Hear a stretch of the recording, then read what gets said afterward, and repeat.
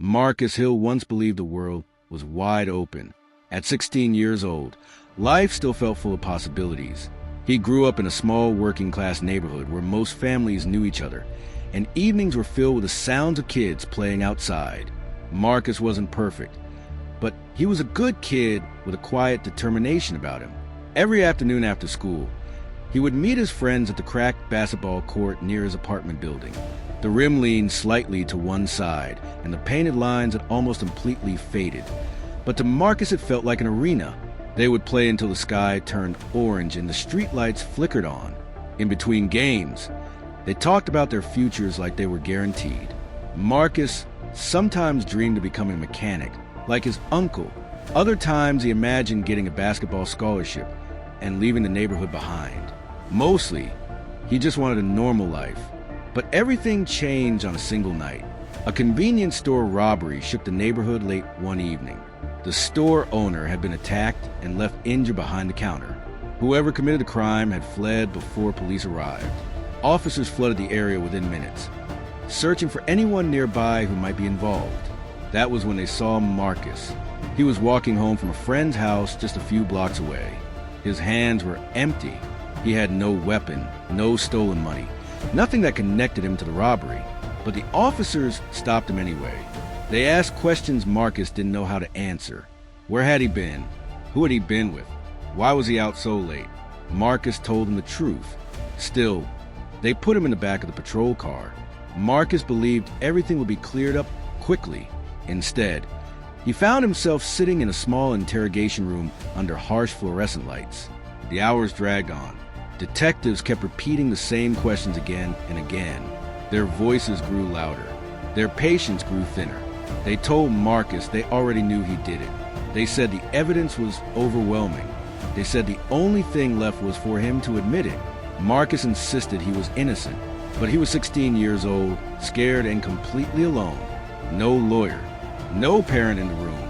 After nearly 12 hours of questioning, Marcus felt exhausted and confused. The detectives pushed a statement across the table and told him signing it would make everything easier. They told him he could finally go home.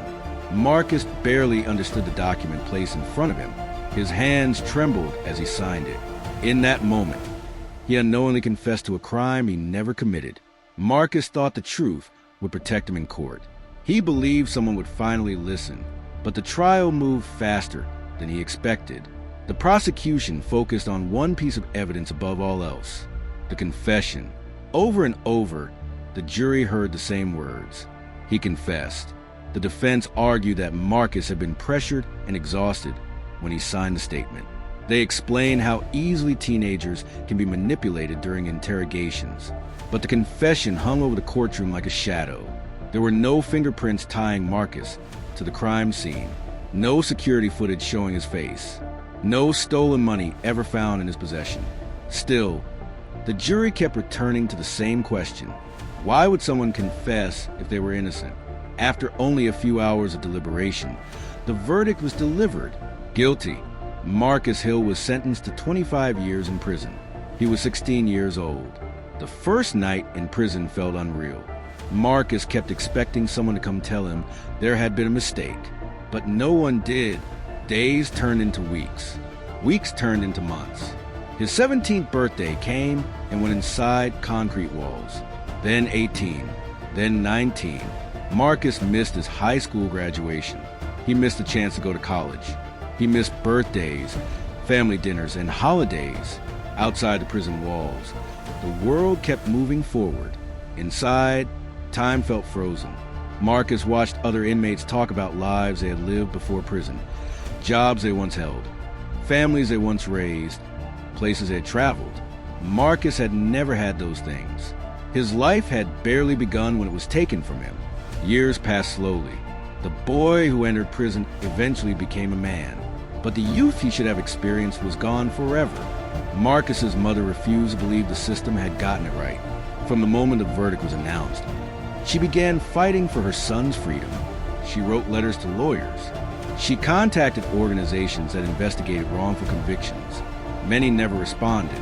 Others said the same thing. The case was closed, but she never gave up. Years turned into decades. Finally, one legal organization agreed to review Marcus's case. When they began examining the evidence, troubling details started to appear. The confession Marcus signed included statements that did not match the actual crime scene. Important details had been suggested during the interrogation. Then investigators made an even more surprising discovery. Evidence from the robbery scene had never been properly tested for DNA. When modern DNA testing was finally performed, the results pointed to someone else entirely. After 23 years behind bars, Marcus returned to court. He was no longer a teenager. He was 39 years old. Lines had formed on his face. His hair had begun to gray. The judge reviewed the new evidence carefully. DNA results, interrogation records, expert testimony about false confessions. The courtroom was silent. Then the judge spoke the words Marcus had waited more than 2 decades to hear. The conviction was overturned. Marcus Hill was exonerated. The man who had spent nearly half his life in prison for a crime he didn't commit was finally declared innocent. When the prison gates finally opened, Marcus stepped into a world that felt unfamiliar. Cars looked different. Phones looked different. The entire world seemed to have changed. When Marcus went to prison, smartphones didn't exist. Social media had not yet taken over daily life. Streaming services had not replaced television. An entire generation had grown up while Marcus sat behind bars. He had entered prison as a boy. He walked out as a middle-aged man. The years that should have been filled with learning, adventure, and opportunity had been replaced with prison walls and lost time. Marcus had missed his entire youth. Time could never be returned. But as he stood outside those gates breathing free air again, one thing was finally restored: his freedom, and with it, the truth that should have been heard all along.